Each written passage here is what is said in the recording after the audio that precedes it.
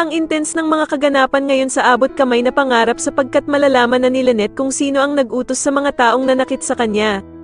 Dito nga matapos mahuli ng mga pulis ang tauhan ni Moira ay ibebenta siya nito at isusumbong siya nito sa mga pulis.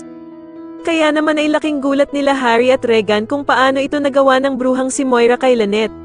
Samantala ay magagalit naman si Zoe sa kanyang inang si Moira dahil sa makokonsensya ito nang makita niya ang lolo Pepe niya na duguan at walang malay.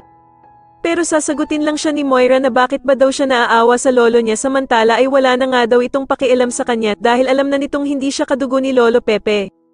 Dagdag pa nga ni Moira na tinapon na daw siya ni Don Pepe na parang basura at hindi na din siya nito tinuturing na apo.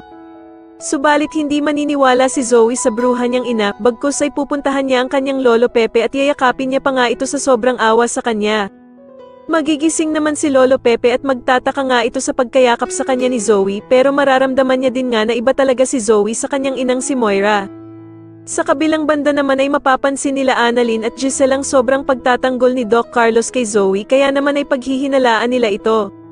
Sasabihin naman ni Doc Carlos na baka nga daw hindi talaga nawawala si Zoe at umiiwas lamang siya sa mga taong pinag-iisipan siya ng masama, sabay titingin ito kay Annalyn. Makakahalata naman si Giselle kaya naman ay naghihina lang tatanungin niya si Doc Carlos na bakit daw mas pinapanigan niya si Zoe kesa kay Annalyn na anak ng kanyang asawang si Lynette. Sasagutin naman siya ni Doc Carlos na hindi niya naman daw pinapanigan si Zoe at wala din nga daw siyang komunikasyon dito.